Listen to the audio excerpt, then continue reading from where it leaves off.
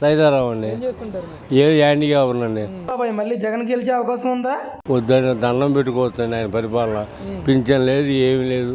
ఏముందండి ఆయన ఇంట్లో వాళ్ళు హ్యాండిక్యాప్డ్ అన్నారు, మీకు పెన్షన్ రాకపోవడం ఏంటి? మా తాతగారిది ఆస్తి ఉందండి. ఆస్తి ఉంది, పింఛన్ ఆపేశాడు. ఇంట్లో వాళ్ళు బయట నెట్టేశారు. పింఛన్ ఎవరు పెడతారండి? అదండి. మరి ఇక్కడ మీ నియోజకవర్గంలో ఎలా ఉంటుందంటారు పోటీ? మా గద్దె రామ్మోహన్ రావు గారు ఆయనే గెలుతాడు, గద్దె గారే గెలుతాడు. అదండి. ఏమండి ఎందుకని అసలు మాకు పనులు లేవు. పనులు ఆయన మా చంద్రబాబు నాయుడు గారు ఉంటే కొద్ది పనులు బాటలు ఉంటాయి. ఇసుక లేదు, పని లేదు, ఏమి లేదు. ఇంకెట్ట గెలుతాడు? ఆయనే గట్టి ఆయనే గెలుతాడు. అంటే 10 సంవత్సరాల నుంచి ఆయన ఎమ్మెల్యేగా పోటీ చేశారు కదా, ఇక్కడ గెలిచి ఆయనే అధికారంలో కూడా ఉన్నారు. ఎలాంటి న్యాయం చేశారు ఇక్కడ మీ ప్రాంతంలో? ఏదైనా ఇబ్బంది అంటే వస్తాడండి. వచ్చేది పరిష్కార మార్గం అది కానీ పొలిటీషియన్ కానీ ఏదైనా రూపాయి సాయం చేస్తూనే ఉన్నాడు ఆయన. అంటే ఒకవైపు అవినాష్ గారు కూడా చురుగ్గానే తిరుగుతూ ఉన్నారు కదా మీ ప్రాంతంలో? తిరుగుతూ ఉన్నారు కానీ ఇంతవరకు ఆయన గెలవలేదు, రాలేదు.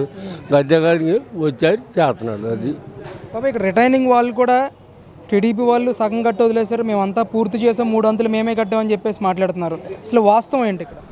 వాస్తవం టీడీపీ వాళ్ళు మొట్టమొదటి మొదలుపెట్టింది. అది మధ్యలో వీళ్ళు చేశారు. అది ఏంటి అసలు మీ ఏరియాలో సమస్యలు ఏంటి అసలు? ఒకటి అన్ని పనులు మెయిన్ పని, టాప్ పని, ఇసుక పని అవి ఉంటే మేము తిప్పుకుంటాం. అయ్యే లేవు, ఏమి లేదు, ఇంకేం ఉండదండి. ఏమంటే ఎందుకని పనులు ఆగిపోయినాయి ఈరోజు? కిస్ట్లో ఇసుక లేదు. ఇసుక డబ్బు విపరీతమైన రేటు. రేటుకి వెళ్ళాలి, అది దానివల్ల అండి. అంటే చంద్రబాబు నాయుడు గారి హయాంలోనే ఇసుక విపరీతమైన దోపిడీ చేశారు అని చెప్పేసి ఆరోపణలు కూడా చేశారు. ఆయన మీద కేసు కూడా వేశారు కదా.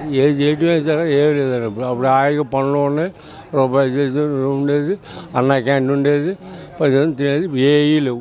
ఇసుక రేటు విపరీతమైన టాప్ పనులు పని లేవు. రాణిగారితో కంకసాల పని వీళ్ళకే లేవు. అదండి.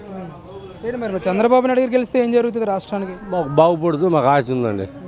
ఆయన గెలిస్తే మళ్ళీ కొద్దిగా లైన్లో మన అప్పులాగా ఇసుక వచ్చి కొద్దిగా బాగుంది, ఆశగా ఉంది. మళ్ళీ అన్న క్యాంటీన్లు ఓపెన్ అవుతాయి అంటారా? ఓపెన్ అవుతాయండి. చేస్తా అన్నారు గద్దె గారు.